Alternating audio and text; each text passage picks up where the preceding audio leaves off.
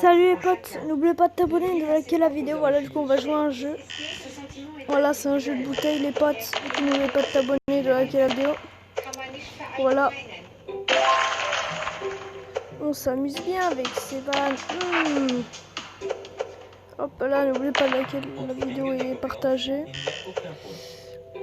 Voilà. Si vous connaissez ce jeu, bah disez-le moi. Attendez pas parce que j'ai eu un message. Ah d'accord, c'est un peu de la merde. Ouais potes. Du coup je vous laisse avec la vidéo.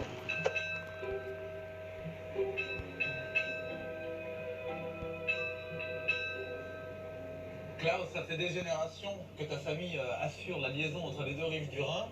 Est-ce qu'il est aussi dangereux que le laisse entendre la légende sur la Loreley? Le danger est différent, mais c'est toujours aussi dangereux. Avant, il y avait beaucoup de bas-fonds, et à l'époque, c'était surtout des petits bateaux. Quand on voulait passer la Loreley, on devait ramer avec force pour pouvoir passer cette courbe étroite. On devait choisir rapidement entre bâbord et tribord pour éviter les récifs qui étaient au pied de la Loreley et qui étaient le gros danger. Aujourd'hui, c'est différent. Le récif a été en principe supprimé et les bateaux sont plus grands et plus rapides. Mais les courants sont aussi plus rapides parce qu'il n'y a plus de bas-fond. En 2003, un bateau moderne a chaviré au pied de la Loreley. Et il y a eu beaucoup d'accidentés. Et si ta famille assure le lien comme ça entre les deux rives depuis le XVIIIe siècle, ça veut dire qu'ils ont transporté tous les grands romantiques de l'époque? Oui, bien évidemment, la plupart des romantiques n'avaient pas non plus beaucoup d'argent. Ils voyageaient à pied ou en bateau, pas en calèche. Naturellement, ma famille en a fait traverser. Et parmi eux, Victor Hugo qui a remonté le Rhin. Victor Hugo a passé la nuit dans l'hôtel là-bas.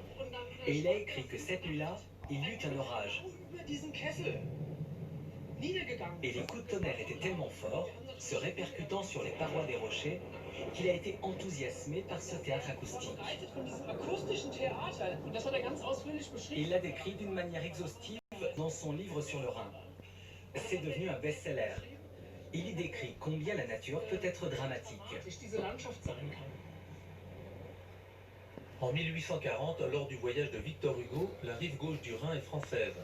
Il écrit: c'est un noble fleuve, féodal, républicain, impérial, digne d'être à la fois français et allemand. Victor Hugo, visionnaire, imagine le Rhin non plus comme une frontière, mais comme un trait d'union possible entre les hommes à travers l'idée d'Europe.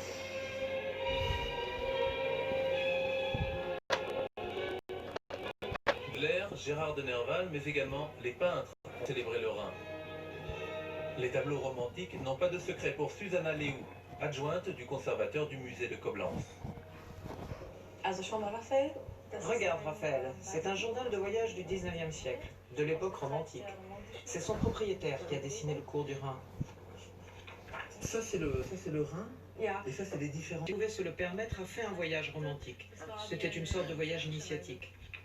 Là, c'est une peinture du Rhin sauvage. Et là c'est Bingen.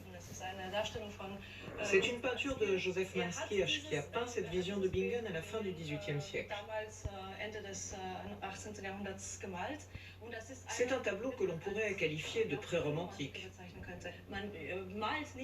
On ne peint alors plus uniquement ce que l'on voit, ni une vision idéalisée ou organisée. Il est important de montrer les eaux tumultueuses, avec les nuages en arrière-plan. Un peu menaçant, un peu... Oui, c'est un peu sombre, mystérieux. Et c'est ça qui devient important pour les romantiques. Le romantisme allemand commence avec Caspar David Friedrich. C'est avant le tournant du siècle, avant 1800. Mais de grands romantiques comme Caspar David Friedrich ou Otto Runger sont des cas exceptionnels. Ce sont des peintres qui avaient en tête des idées très précises de ce qu'ils peignaient.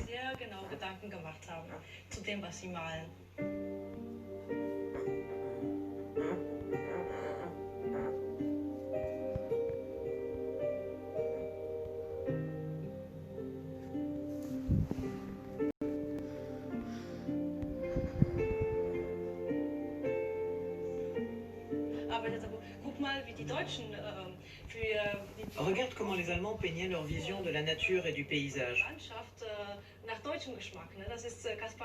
C'est un tableau de Kaspar Scheuren de l'école de Düsseldorf, qui peint de façon classique.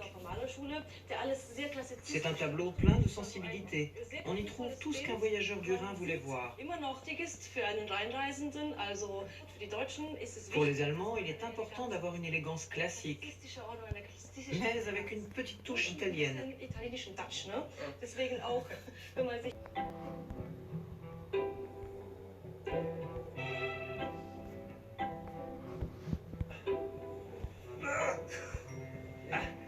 C'est romantique, mais c'est glissant, hein. Aujourd'hui, Thomas Merz, biologiste et paysagiste, préfère emprunter les sentiers qui cheminent le long des crêtes.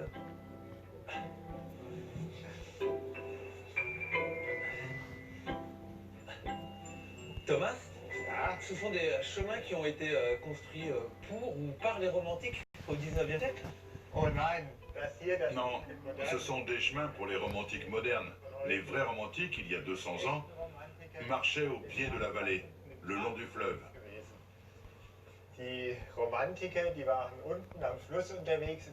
Ils regardaient les falaises au-dessus d'eux, plein de respect pour la nature qu'ils admiraient d'en bas. Mais aujourd'hui, pourquoi on vient en hauteur? On pourrait continuer de regarder le paysage d'en dessous. On n'a plus aujourd'hui cette belle vue, car en bas il y a le bruit des trains, des bateaux. Qu'est-ce que tu fais? Éloigne-toi de lui tout de suite.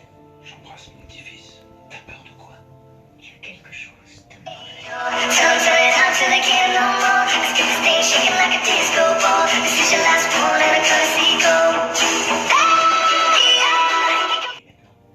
Je ne fais que mentir.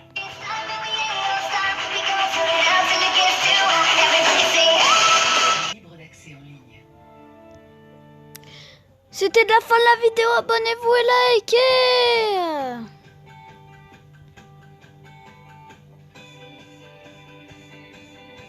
Likez, partagez la vidéo et mettez le plus gros pouce bleu de votre avis avec Rayquaza, Megagroudon, Megakyogre et voilà.